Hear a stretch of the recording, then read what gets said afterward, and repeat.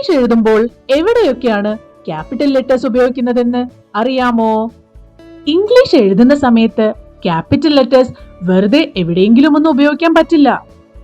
ഏതൊക്കെ സന്ദർഭങ്ങളിലാണ് capital letters ഉപയോഗിക്കേണ്ടതെന്ന് വ്യക്തമാക്കുന്ന ചില കൃത്യമായിട്ടുള്ള നിയമങ്ങളുണ്ട്.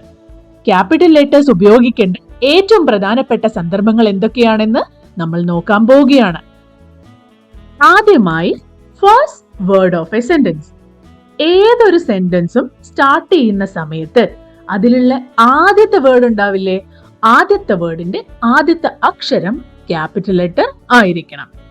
ഇവിടെ എക്സാമ്പിൾസിൽ തന്നതുപോലെ she is my best friend, ഷീയുടെ എസ് ക്യാപിറ്റൽ ആയിരിക്കണം.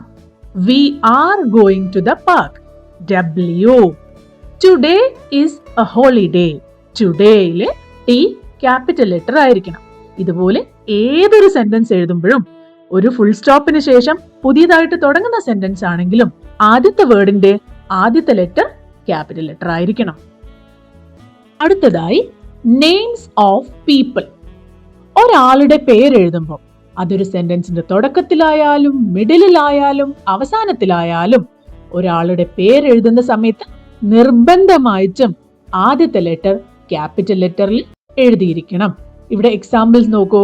രാഹുൽ, അനിത, റോഹൻ ഇവരുടെയൊക്കെ പേരിന്റെ ആദ്യത്തെ അക്ഷരം ക്യാപിറ്റൽ ലെറ്റർ ആണ്. അപ്പൊ നിങ്ങൾ പേരുകൾ എവിടെ എഴുതുകയാണെങ്കിലും അതിന്റെ ആദ്യത്തെ ലെറ്റർ ക്യാപിറ്റൽ ലെറ്റർ മാത്രമേ എഴുതാൻ പാടുള്ളൂ. ഇതിന്റെ ബാക്കി ഭാഗം നമുക്ക് പാർട്ട് 2 വീഡിയോയിൽ കാണാട്ടോ. ബൈ.